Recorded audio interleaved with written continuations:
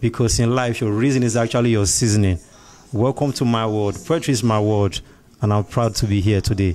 All right. It's all about the business of spoken word poetry today. So far, you've heard the speakers. Like, can you just tell us one or two things that, Okay, I want to say it's kind of intriguing and interesting, even educating, because I'm having this notion that one day spoken word poetry in Nigeria is going to go a whole places and do more impacting lives. But I've not seen a kind of event that will coach people and nurture them on how to go about it, putting the right things in place and make it an interesting event. So that's what we are here learning today, and I'm happy, and I believe people need to come and hear this because I have seasoned performers, seasoned poets with a whole lot of experience to impact their world with. All right. I believe you're a very good student. And tell us two things you learned from the first speaker, Donna, and the second speaker, Jumoke. Okay, Donna was telling us about poetry. It's beyond communication. It's an art. So every piece of words that comes out from your mouth as a poet, you must dramatize it. You must speak it with passion. And believability must be seen by your audience. That's what I learned from Donna. Yeah. And Olujumuke was actually talking about the business side. So I used to think about poets and poem as a boring entertainment, but she kind of let us know that you can inculcate music on the background to make the people actually comfortable, and food and drinks also will make the event go a long way actually.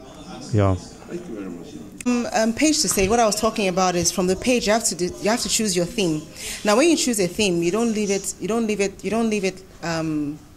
just because you've chosen a theme, for instance Nigeria, write everything about Nigeria in one poem. You have to choose what aspect of Nigeria you want to write about and from what angle.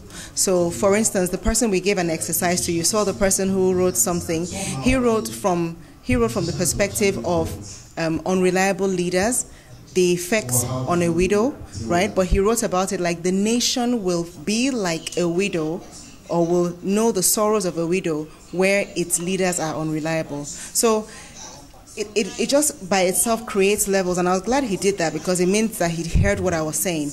You know, things just by itself creates levels. And then I was talking about when you even have the theme, right, and you're developing the theme, you have to do your research. You know, we cannot be ordinary people and just go and say rubbish on stage or say, you know, mismanage your facts or whatever. So I was calling out to people to do the proper research. For instance, there was a poem I wrote, and my Yoruba is not very good, so I wanted to talk about our land. So I wrote Ilewa. My dad said, "What are you writing?" I said, Ilewa, our land. He goes, Ilewa. So now I have to learn to say Ilewa when I get on stage. That's part of the research of being, striving towards being perfect. And then I talked about when you finally do have it, record it, put it down, write it, practice it, bounce it off people. You know, let them tell you what your characters are saying. Let them tell you what it sounds like you're saying, so you can decide the tone. The tone of the poem is the voice that you're narrating the poem from. The voice of the character and the emotion that the character is putting on. So I was saying that you had to learn that as well, and then you get on stage. So we're going to the stage now, and what I said for stage was practice, practice, practice. If you're reading it, still practice. If you're saying it from your head, still practice. You can't move away from that. Respect your audience. Don't assume everybody loves poetry. Don't assume everybody understands what you're saying. Don't even assume everybody will like what you're doing. So respect your audience, own the space, get them to be quiet, and then just give your heart, give your spirit, give yourself. Because when you give it from inside you, people will get the message. That was like a summary of what I said. Yeah. And lastly, like the events, business of spoken poets. What do you think about people like that? I think it's amazing, you know. And I said something there. I said if you don't do your ideas, somebody else will do it. Olulu has entered my dreams, I'm sure. He came at night and he took the idea and he's been running with it. But I think it's amazing. I think he's doing something that is required. I mean, look at how many people are there, you know, like they want to know, they do want to know, they want to turn they want to turn their passion into a business. So I think it's very important. I think he should keep doing it. And I think the more people do it, the better for all of us. I think so. All right, thank you. And thank you very much. I'd like you to read drop of because you see that, okay, it's very deep, and I think it kind of cuts across most creative talent. You like it, you're doing it for the love of it, not for money. This is what we both know. So we have a shared understanding that we write poems because there's something deep inside that calls for expression. So all we seek for poets is to express themselves. Next slide, please. So from history till date, you'll find out that it's the same thing that cuts across. There's always this drive and this crave to make commercial value out of poetry.